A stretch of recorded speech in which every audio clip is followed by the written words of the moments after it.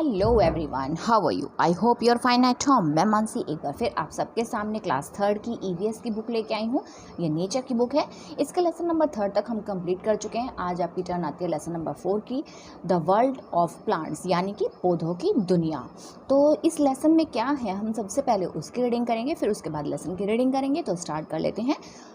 We get lot of things from the plants like food, fresh air, fruits, vegetables, flowers etcetera.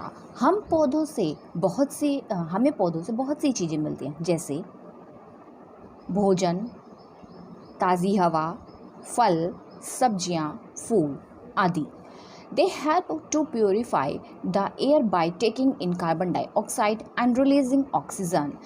Way carbon dioxide लेकर और oxygen को छोड़कर हवा को शुद्ध करने में हमारी मदद करते हैं। प्योरीफाई फॉर द एयर यानी कि हवा को शुद्ध करने में हेल्प करते हैं। अब देखते हैं लेसन की रीडिंग में क्या है। There are many types of plants and trees around us. हमारे आसपास कई तरह के पेड़ पौधे और पेड़ पौधे हमारे चारों तरफ हैं। कई तरीके के हैं, कोई बड़ा है, कोई छोटा है। ठीक है। Plants are categorized into 5 main groups. हम इन पौधों को 5 मुख्य स्रोतों में वर्गीकृत किया गया। कैटेगराइज्ड का मीनिंग होता है वर्गीकृत या फिर बांटा गया है। अब नेक्स्ट देखते हैं। सबसे पहला आपका आता है ट्री। आई होप आपको अच्छे से दिख रहा है।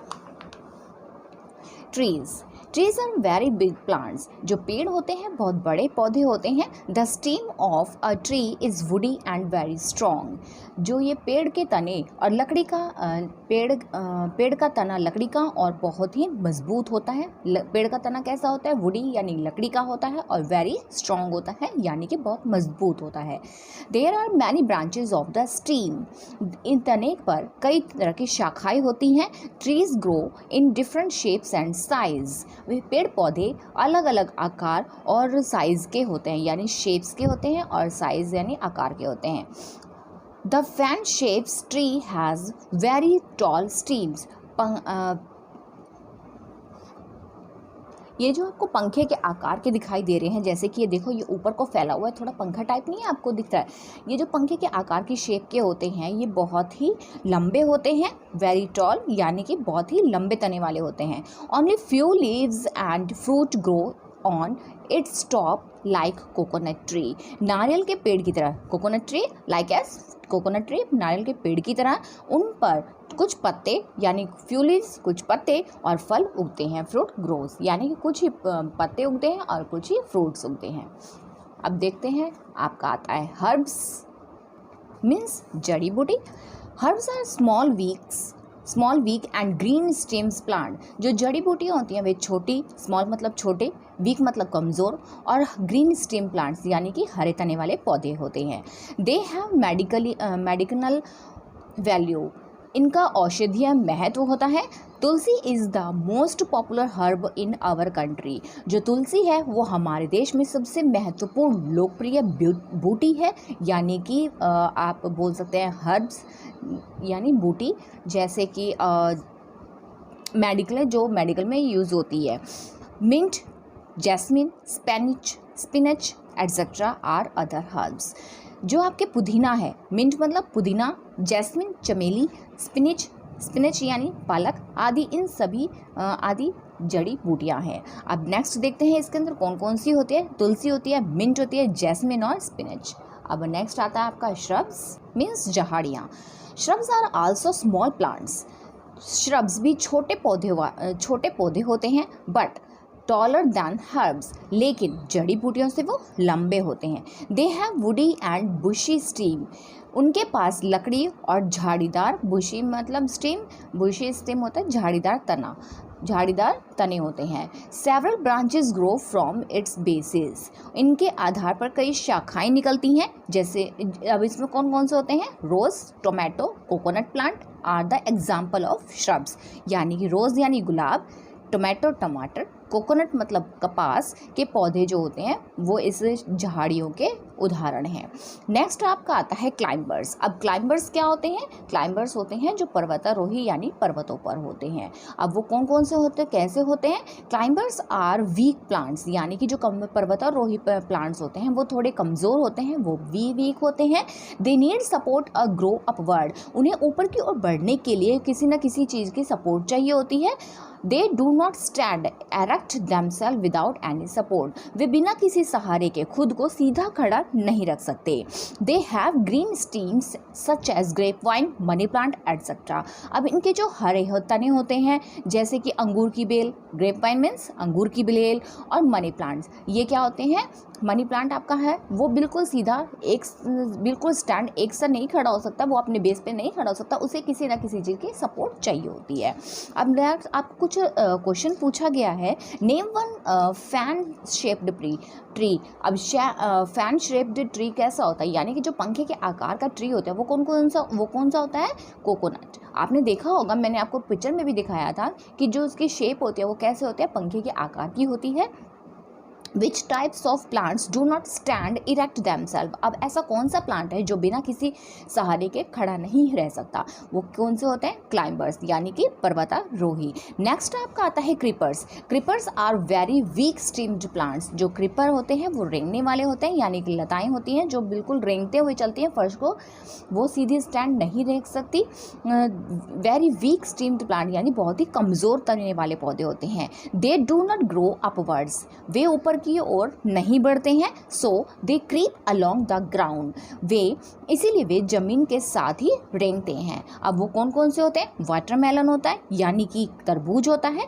पंपकिन यानी कद्दू होता है। Are the example of the creeper, जो लताओं के कुछ उदाहरण हैं। देख लीजिए यहाँ पे जो ये वाटरमेलन है ये कुछ इतने हैवी भी होते हैं, इनके जो फ्रूट्स होते हैं वे इतने हैवी होते हैं कि उन्हें इनके जो लताएं इतनी कमज़ोर होती हैं तो वो ज़मीन के से रेंगते हुए चलती हैं, इसीलिए इन्हें किसी न किसी चीज़ के सपोर्ट की आवश्यकता होती है।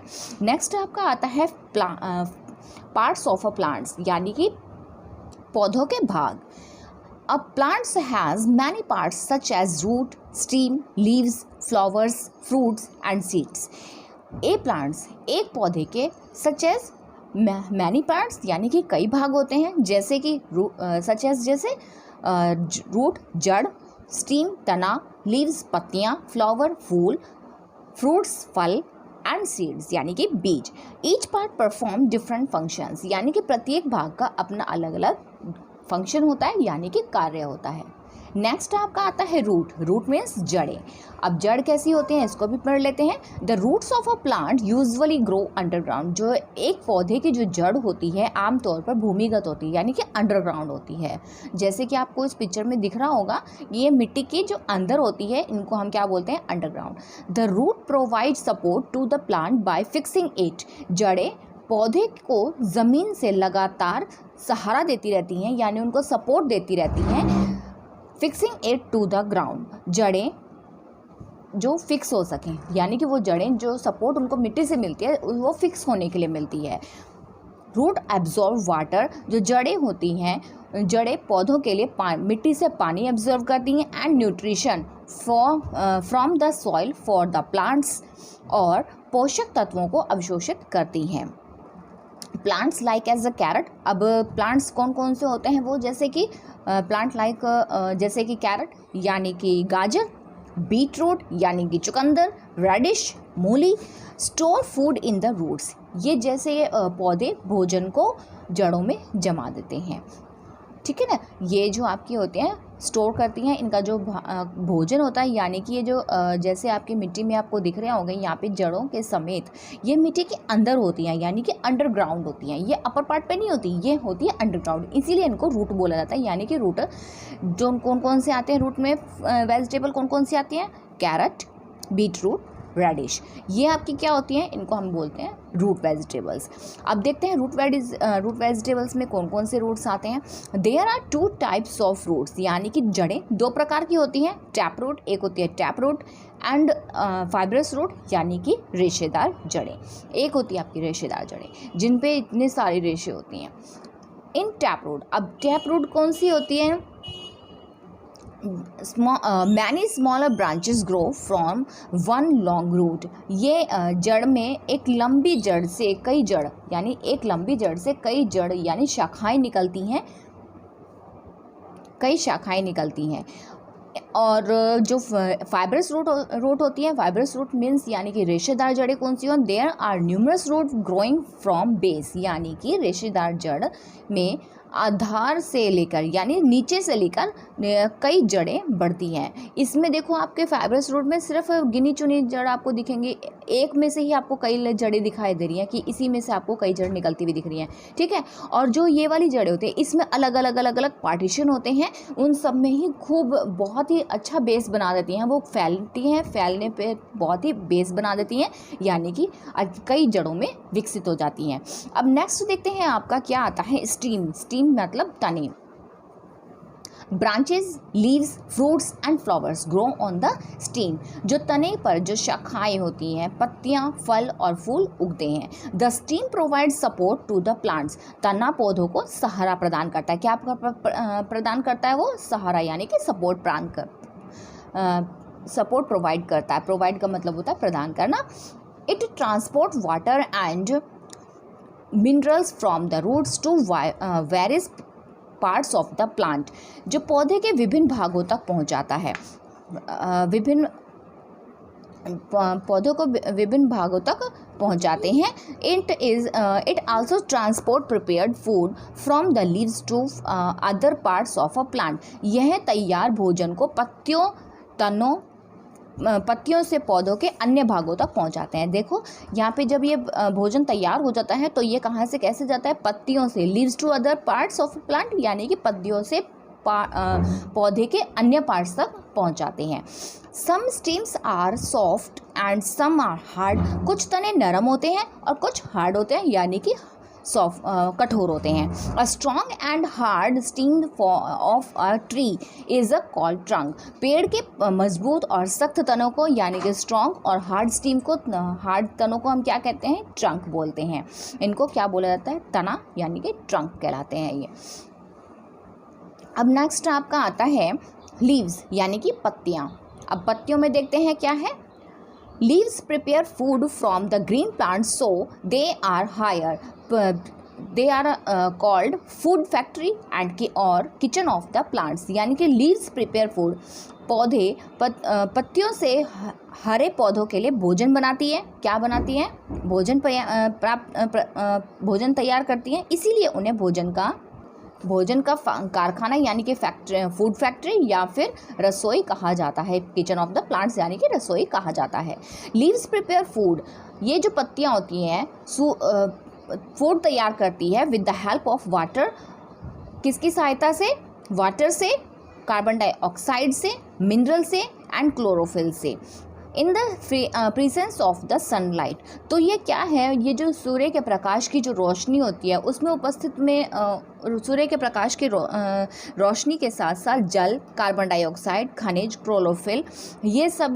क्लोरोफिल में क्या होता है? ग्रीन जो पिगमेंट होते हैं उसके अंदर, पत्तियों का जो हरा बेस होता है यानी कि उसमें पिगमेंट्स होती हैं, उनकी हेल्प से वो भोजन बनाती हैं। This process is called photosynthesis. इस प्रक्रिया को क्या कहा जाता है? प्रकाश संश्लेषण। Prepared food is store in the various part of the plant. जो तैयार भोजन होता है पौधों के विभिन्न भागों जैसे कि जड़, रूट, जड़, स्टीम, तना, लीव्स, पत्तियां, इन फ्रूट्स और फलों में संग्रहित हो जाता है यानी कि उनमें स्टोर हो जाता है। अब नेक्स्ट आपका ये जो आपका लेसन है यह मैंने आपको रीडिंग करा दिया है कंप्लीट। इसमें कुछ आपको जो याद करने वाली बातें हैं वो भी देख लेते हैं जो मेन आपके लिए बहुत ज़रूरी हैं याद रखनी। अगर आप पूरा लेसन रीड नहीं करते हैं तो आप सिर्फ इतने से पार्ट को भी आप पढ़ें तो ये पूरा लेसन आपका उसमें प्रिपेयर हो जाता है।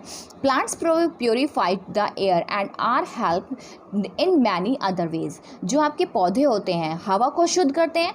प्लांट्स प्योरीफाई द एयर, हवा को शुद्ध करते हैं। And helpful in many other ways, और कई अन्य तरीकों में सहायक होते हैं। Trees are very big plants, जो ट्रीज होते हैं, पेड़ होते हैं, वो बहुत ही बड़े पौधे होते हैं। एंड हैव वुडी स्टीम, और इनमें लकड़ी के तने होते हैं।